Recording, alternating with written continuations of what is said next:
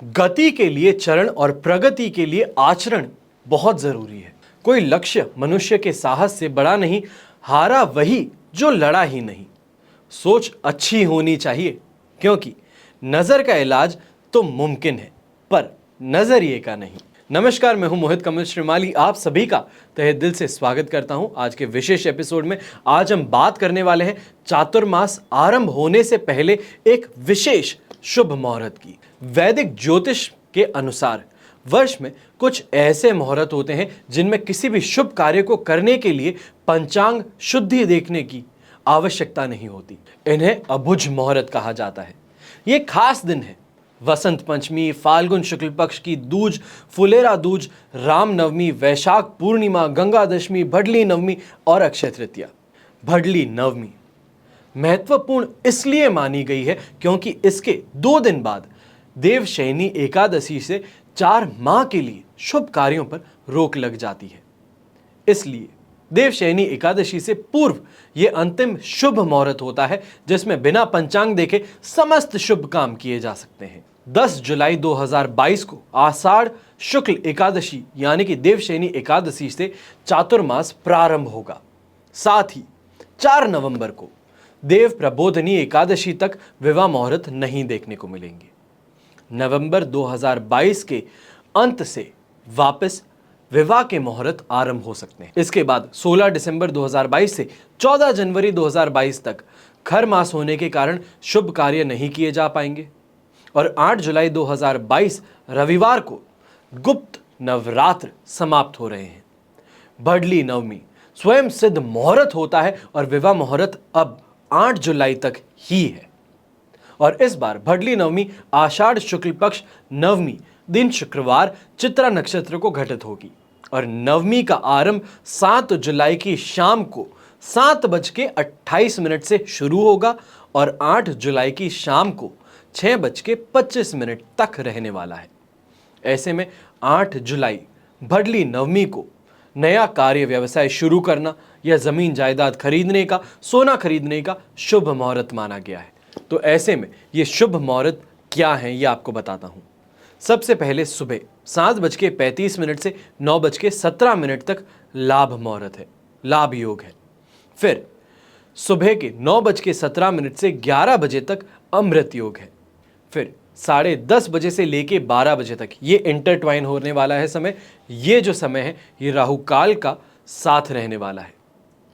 फिर दोपहर के समय में 12:16 से 1:10 तक अभिजीत योग होने वाला है और फिर वापस से दोपहर में 12:43 से 2:06 तक शुभ योग होगा।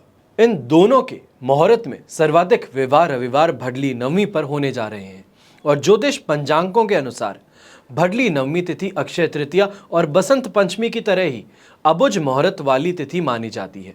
इस दिन किए गए कार्य शुभ और समृद्धिदायक होते हैं और ये दिन अपने आप में स्वयं सिद्ध है। इस दिन लक्ष्मी नारायण की पूजा अर्चना विशेष फलदायी है और शास्त्रों के अनुसार इसी दिन इंद्राणी ने व्रत पूजन के प्रभाव से इंद्र को प्राप्त किया था। इसी वजह से भडली नवमी पर आभूषण, वाहन, भवन और भूमि इन सभी की खरीदारी में हर वर्ष तेजी दिखाई देती है। दूसरी ओर शहर और आसपास के क्षेत्रों में रविवार को इस तिथि के शुभ मुहूर्त में कई जोड़े दाम्पत्य सूत्र में बंधेंगे। 10 जुलाई से चातुर्मास प्रारंभ होने पर विवाह नहीं हो सकेंगे और इसके बाद विवाह मुहूर्त जो है वो 4 नवंबर में देव प्रबोधनी एकादशी के बाद ही आपको शुरू होते हुए नजर आएंगे। तो ऐसे में आज के दिन क्या खास है, यानी कि भडली नवमी पे क्या खास है। भडली नवमी मुख्यतः भगवान लक्ष्मी नारायण को समर्पित है और शयन काल में जाने से पहले भगवान लक्ष्मी नारायण अपने भक्तों को आशीर्वाद देकर जाते हैं। इस दिन भगवान लक्ष्मी नारायण की पूजा का विधान है और कई राज्यों में इस दिन व्रत रख करके शाम के समय भगवान लक्ष्मी नारायण की पूजा की जाती है।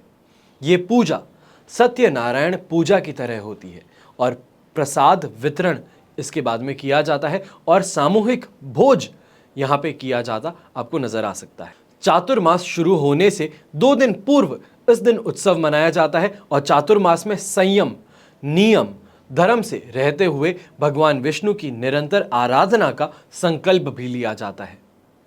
बात यहाँ पे आती है कि पूजन कैसे किया जाए।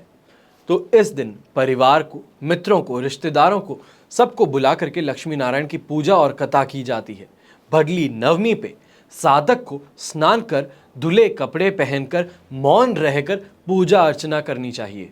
अर्चना के दौरान भगवान को फूल, धूप, दीप और नैवेद्य चढ़ाना चाहिए और पूजा में बिलपत्र, हल्दी, कुमकुम या केसर से रंगे हुए चावल, पिस्ता, बादाम, काजू, लौंग, इलायची, गुलाब या फिर मोगरे का फूल, किशमिश, सिक्का, इनका प्रयोग करना चाहिए। अर्चना के बाद में पूजा में प्रयोग हुई सामग्री को किसी ब्राह्मण को आप दान कर दीजिए। और शास्त्रों के अनुसार इसी दिन इंद्राणी ने व्रत पूजन के माध्यम से देवराज इंद्र को प्राप्त भी किया था। तो भडली नवमी पर विवाह आभूषण की खरीदारी करना, वाहन की खरीदारी, भवन की खरीदारी, जमीन जायदाद की, ये सब खरीदारी शुभ मानी गई है। पर आप क्या जानते हैं कि भडली नवमी पर शिव पार्वती की पूजा क्यों की जाती है? तो इस शुभ दिन गणेश जी, शिव जी और देवी पार्वती की विशेष पूजा का यहाँ पे महत्व है। शिवलिंग के पास दीपक जलाना चाहिए और ओम उमा महेश्वराभ्याम नमः इस मंत्र का जाप करें।